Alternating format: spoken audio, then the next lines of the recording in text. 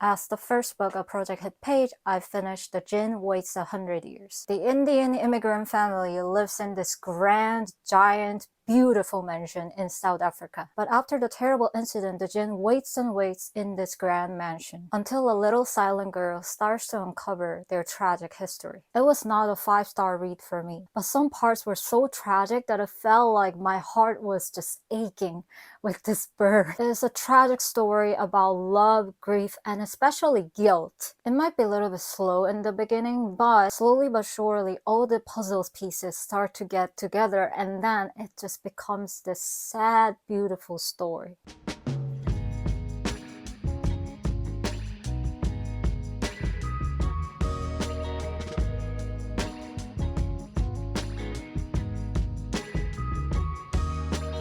The second book of Project Hit Page is The Man Who Died Twice, and it is so good. I have dog-eared the part that I almost cried. I will not spoil it.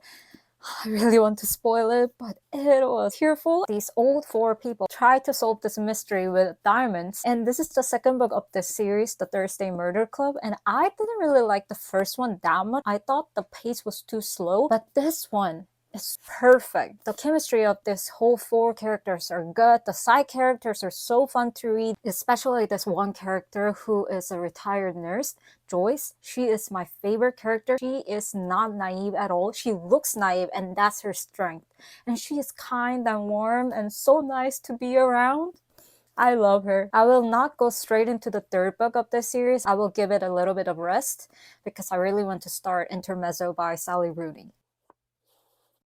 I read the first chapter of Intermezzo and I'm confused because, oh my god, the sentence structures are short, not in an understandable way. I think the reason why this first chapter is confusing and the sentences are fractured is to show that this older brother is in deep grief after losing his father.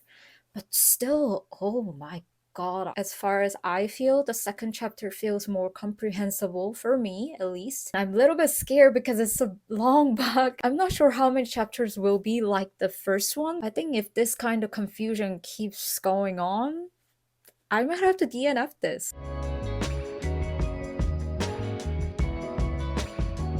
I have read around like 50% of this book, and it is way better than before because the first chapter was disaster for me.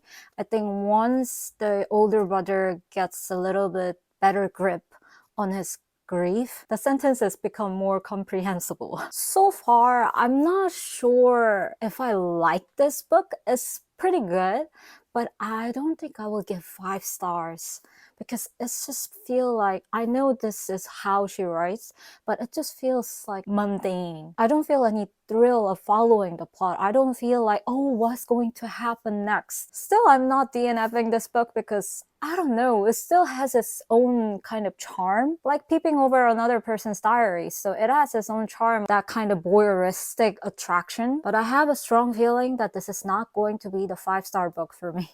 I finished Intermezzo and I gave it 3 stars.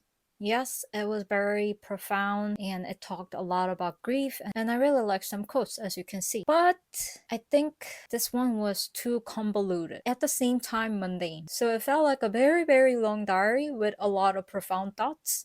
So it sometimes becomes very interesting, but sometimes it was boring. And as I suspected before, the chess was not the main theme or main message of the book. It was a kind of a plot device for this second brother, the younger brother, and how he deals with his life. I actually quite enjoyed how the older brother's life panned out because it was messy. I didn't expect that this book will go this messy with relationship, because as far as I remember, That Beautiful Life, that book was not this complicated with relationship, but oh my god, this one, if you read it, you know. At the same time, the general vibe of this book is very meditative and pondering. I would say it's not an easy book, and will I say it's worth to read?